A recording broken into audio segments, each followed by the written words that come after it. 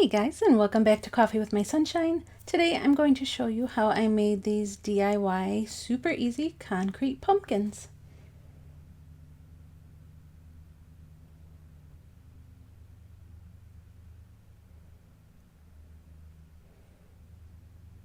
So I started with this Quikrete concrete, and you just follow the directions on the bag as far as how much water to the concrete mixture that you use.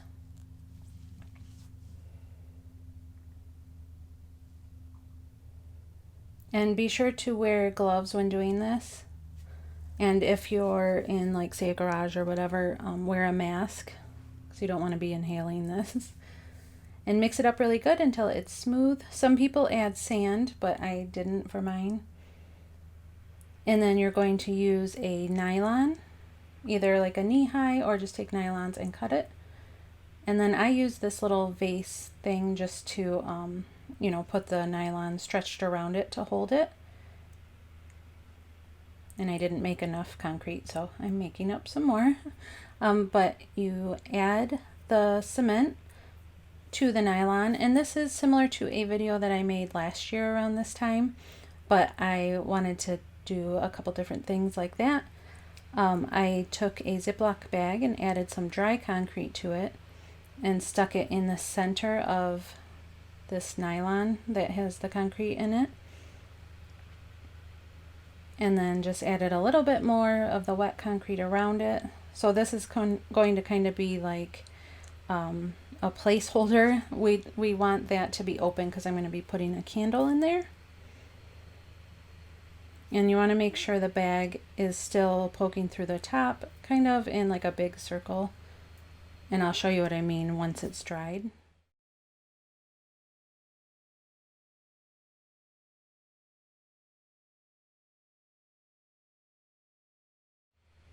And then I thought I would do a square pumpkin, so I just took a milk container and cut it in half.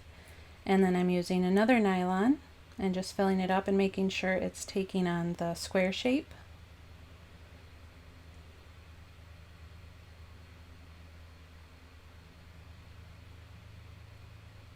And then I added a stick just for the stem. I'll cut it down later.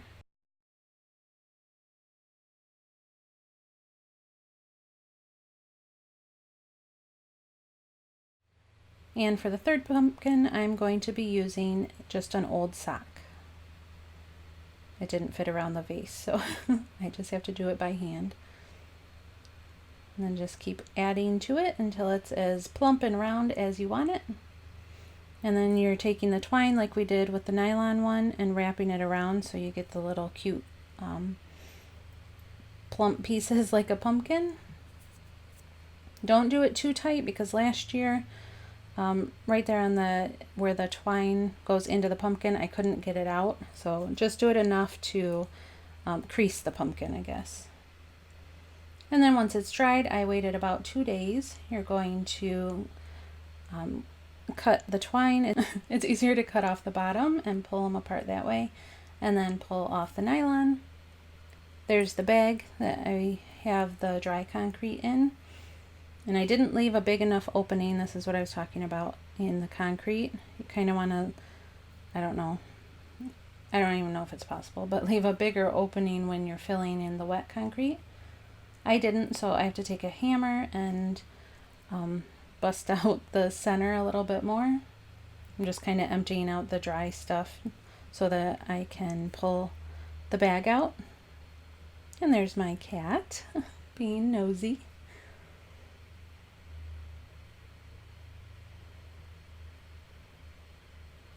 So then once all the dry stuff is out, you can pull the bag. And then I just took a screwdriver and hammer, and I'm trying to make the hole a little bit bigger so that I can fit a candle in there. Like I said, if you can do this while you're making it, while the concrete's still wet, that would be awesome. But this is fairly easy to do. So I finally got it the size that I wanted, and I think it's super cute like that. I like it in just the, the really rustic cement look, which I might make some more and leave them just like that without painting them.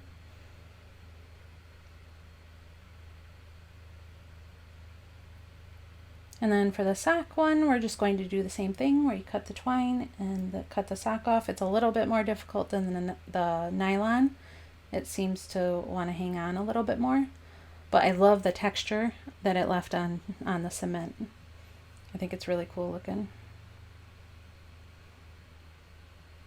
And my stem was a little bit off center, but I'm going to cut it down, and then later I'll show you how I kind of camouflaged that. But isn't it really different looking? I like the texture that it left. I might try that with an actual sweater, just to see if it leaves the sweater texture.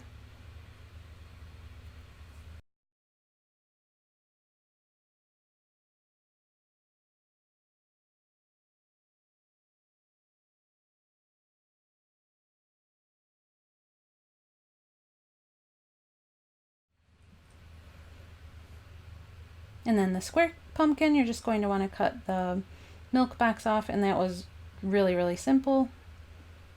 And then remove the nylon, cut down the stem, and then there you go. And with any of these, you can go ahead and sand them if you want them to have like a smoother texture on the top.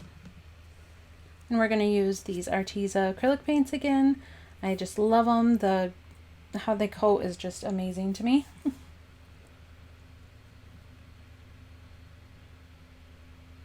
And I probably should have rinsed off this cement a little bit before I painted it, because after a while, I think the paint and the cement kind of mixed to make like a really weird color, but I actually ended up liking how it looked after it did that. I'll show you at the end, but I just wanted you to be aware of it, that it kind of, on mine at least, it changed colors. So I just took some twine and a leaf. I know it doesn't look like a pumpkin leaf, but that's okay.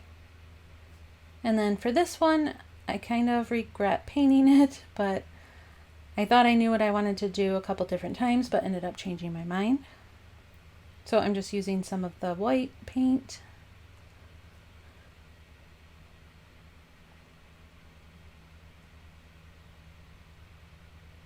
And then that's just masking tape I'm using. I wanted to give it like a Halloween look with the black and white. And I used more of the Arteza acrylic paint for this.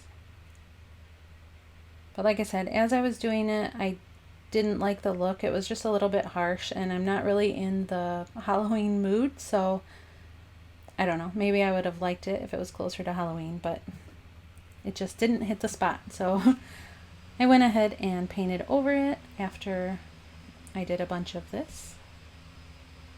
So then I thought if I added some gray, I could give it like a textured look, or I'm sorry, like a checkered look. It wasn't working for me, so then I thought I would make it more of a coastal cool color. So I'm using that mixed with this paint and a little bit of white. And this is after the black and gray and white had dried. And then after I painted that, I wasn't super happy with it.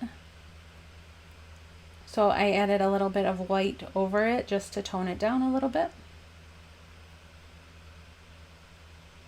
But that's what it looks like with the candle, and I do think it's really pretty. So for this one, I wanted to camouflage the weird looking top there. So I'm just using a little bit of burlap. And I'm just going to tie it around the stem and add a little leaf. I had to cut the leaf down because it was a little bit big. And then nobody can tell that the top was a little bit funky. And here's what they look like before I painted them. I think it actually looks kind of cool and rustic looking. I also have a fun video coming up on the 30th, so keep an eye out for that. I really like this one after I added the white. I thought it just was really mellow and pretty. And I'm going to go with more of the toned down colors, neutral colors for fall, I think, this year. And let me know in the comments below if you guys are into seeing more fall, or what kind of videos you would like to see in the future, I guess. And then I thought I'd mix the orange one in with the cloth ones that I made last week. I will link that video above if you're interested in seeing that. But see, there's the color difference that I was telling you about. Thanks so much for watching, guys, and for all of your support. I'll see you next time. Bye!